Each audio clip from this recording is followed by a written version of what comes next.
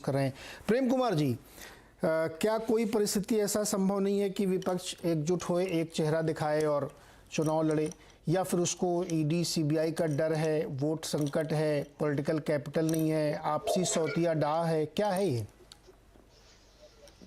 देखिए, जितने टर्म्स आपने गिनाए, सौतिया डाह और दूसरी चीजें, वो हमेशा से रही है, आगे भी रहेगी। और विपक्ष का एकजुट होना नरेंद्र मोदी जी की सरकार के जाने की शर्त नहीं हो सकती, न अटल बिहारी वाजपेयी जी के जाने की शर्त थी। हाँ, कांग्रेस को तब भी 145 सीट मिली थी। कांग्रेस अपनी संख्या अगर 145 तक नहीं ले जाएंगी तो छोटे छोटे क्षत्रप उनको नेता क्यों मानेंगे? ये बात स्वाभाविक है। और ये यही बात है विपक्षी दल की आड़ में। अभी हर्षवर्धन जी कह रहे थे कि जो मुद्दा होगा राष्ट्रीय स्तर पर, अडानी होगा, भ्रष्टाचार होगा और तमाम चीज में बीजेपी को एज है। भाई कैसे एज है?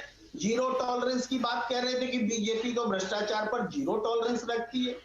आप देखिए, जितने भी स्टेट लेवल के भ्रष्टाचार सामने आए हैं, जिनमें क्षेत्रीय नेताओं को जेल में डाला गया है या डाला जा रहा है, ईडी की सीबीआई के छापे हो रहे, सब क्या है?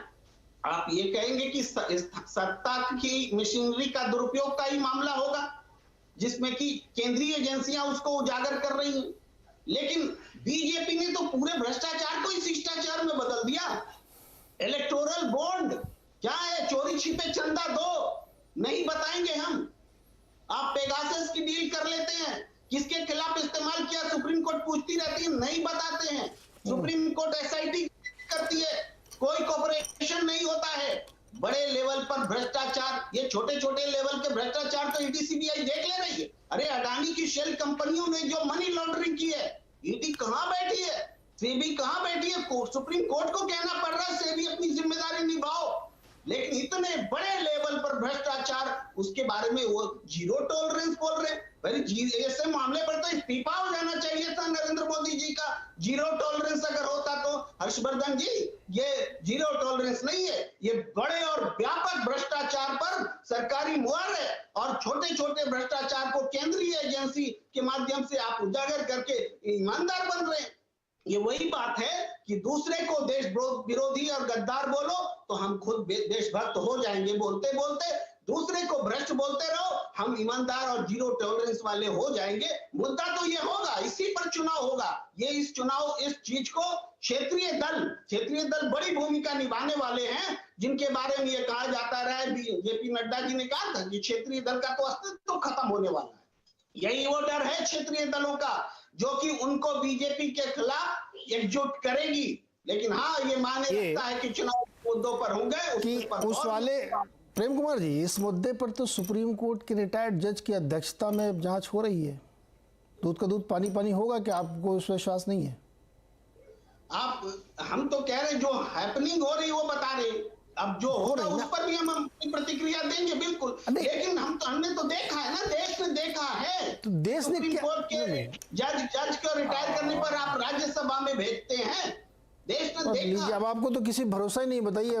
कोर्ट में भी भरोसा नहीं सर, बड़ा मुश्किल है। की बात नहीं कर रहा हूँ, भरोसा करना पड़ेगा। फिर हमारे सारे तर्कों को इसी आधार पर आप खारिज कर रहे हैं। प्रेम कुमार जी, इतने सारे तर्क दिए भ्रष्टाचार को लेकर। प्रेम कुमार जी देखिए, प्रेम कुमार जी, जब ये मसला सामने आया तो भाई इसकी जांच कराई जाए। तो अब सुप्रीम कोर्ट ने कह दिया कि हम जांच कराएंगे और हमारी एक कमेटी बन रही है।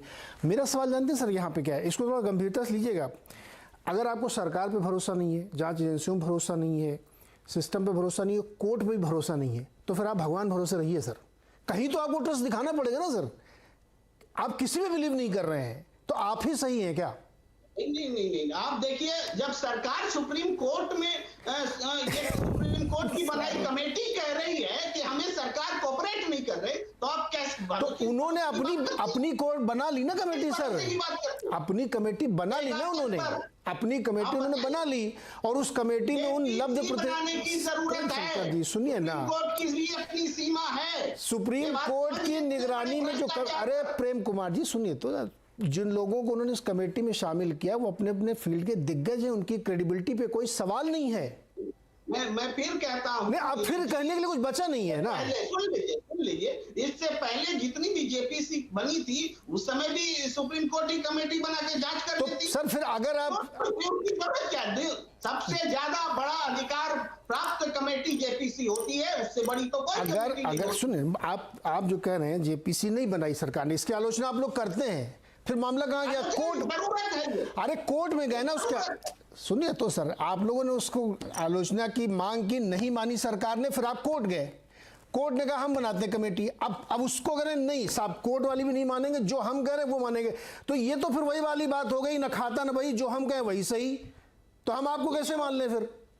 मैं कह रहा हूं कि मैं उस कमेटी को मान रहा हूं, मैं तो कह नहीं रहा हूं कि किसी सरकार की जांच, जो उस कमेटी में फाइंडिंग आएगी मानी। अब उसके जो सदस्य हैं आप उनकी भी बिलीव नहीं कर रहे हैं, आपको लगता है कि जो मेंबर बनाए गए कि नंदन नीलेकणी जी ट्रस्टेबल नहीं है, जज साहब ट्रस्टेबल नहीं, ये आप कह रहे हैं ना सर?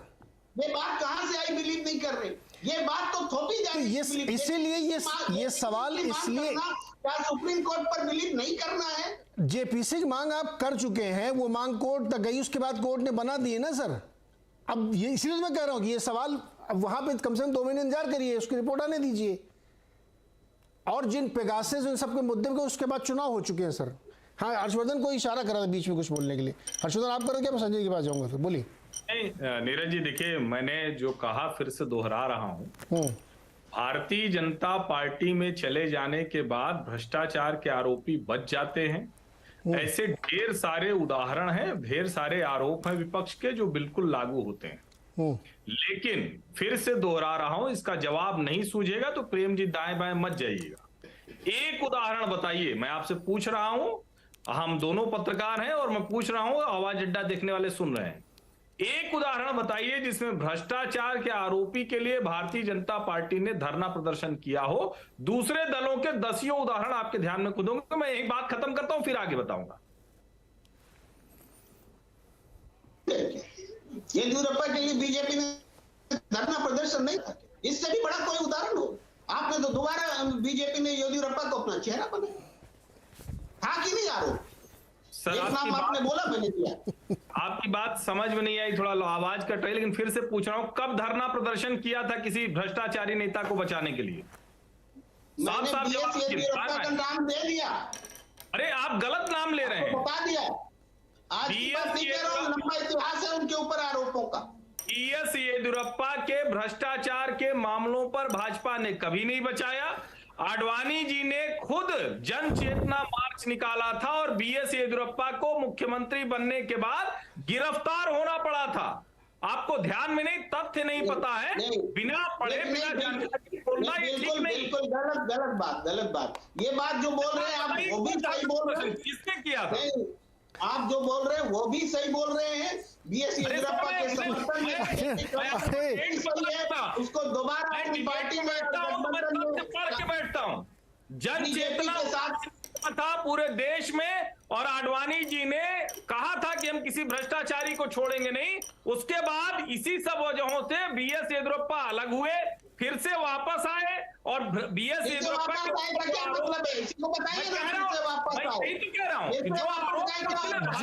जी और मुख्यमंत्री की कुर्सी से हटा दिया। आप बताइए ना, भ्रष्टाचार को गले लगाना जी, से वापस आए।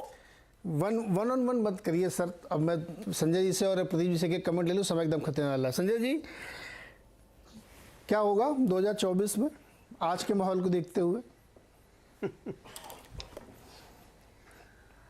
मुझे लगता है इसकी चर्चा कई बार हो गई है, और आज के स्थिति को देखते हुए मुझे बहुत साफ दिखाई पड़ता है 2024 की तस्वीर क्या होने वाली है। बीजेपी एक बड़ी पार्टी बन के उभरेगी। विपक्षी पार्टियां जिस तरह से बिखरे हुए हैं, मुझे लग रहा है जैसे 2019 का प्रदर्शन हुआ, लगभग वैसा ही प्रदर्शन मुझे 2024 में भी होता हुआ दिखाई पड़ता है। चाहे हम विपक्षी पार्टियों की बात करें, चाहे हम बीजेपी की बात करें, जितना विपक्षी पार्टियों में बिखराव होगा, बीजेपी को उतना फायदा होगा।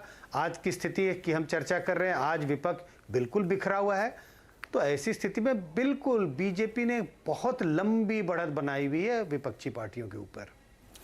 प्रदीप सर जी, मैं भी वही कहने वाला था कि मैं प्रेम कुमार जी की एक ही बात से सहमत हूं कि विपक्ष की बीजेपी को एज नहीं है, बीजेपी को भारी बढ़त है।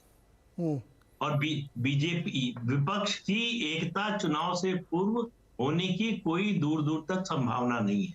विपक्षी एकता होगी तो भी यही स्थिति रहेगी, या हो सकता है ज्यादा खराब हो जाए, और विपक्ष अलग रहेगा तब भी यही स्थिति रहेगी, क्योंकि किसी के पास दूसरे को देने के लिए कुछ है नहीं। तो इसलिए विपक्षी एकता का ये जो जब होता है तब भी नहीं होता। 71 का उदाहरण है, ग्रैंड अलायंस बना, बुरी तरह से हारा।